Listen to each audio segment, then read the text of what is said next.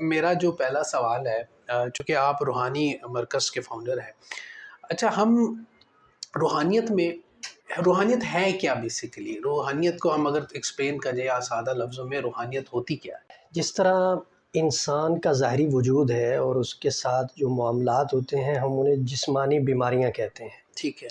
انسان کے وجود کے اندر جو دل ہے، اس دل کو اور اندرونی جو اس کے معاملات کے ساتھ پیش آنے والی بیماریاں ہیں انہیں ہم روحانی بیماریاں کہتے ہیں۔ ٹھیک ہے۔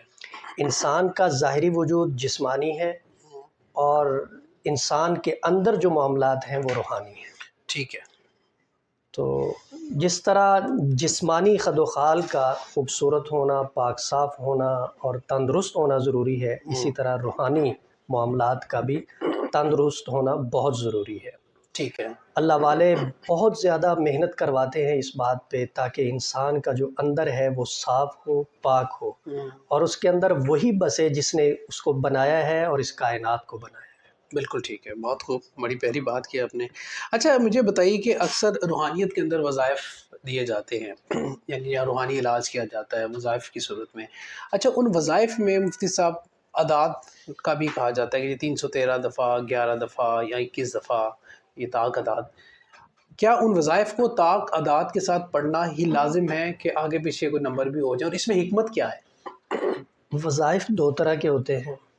ایک وظیفہ ہوتا ہے اللہ کو یاد کرنے کے لیے، اللہ کے دل کو اپنے دل میں، اللہ کے نام کو اپنے دل میں بسانے کے لیے۔ اللہ کو یاد کرنے کے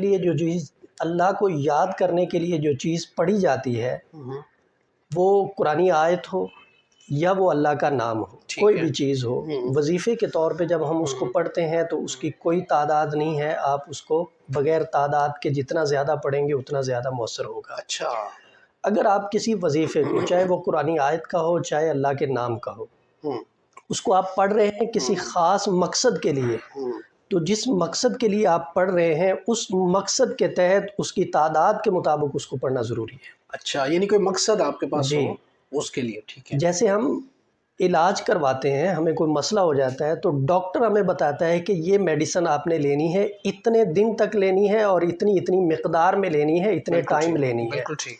ایسے ہی وظائف میں ہے، اللہ والے آپ کو بتاتے ہیں کہ آپ یہ وظیفہ اتنے دن پڑھیں گے، اتنی تعداد میں پڑھیں گے اور اس ترتیب اور اس انداز سے پڑھیں گے تو آپ کو فائدہ ہوگا، بالکل ٹھیک ہے، آپ کا مقصد پورا ہوگا، اور اس تعداد کو پڑھنا لازم ہے۔ لازم ہے۔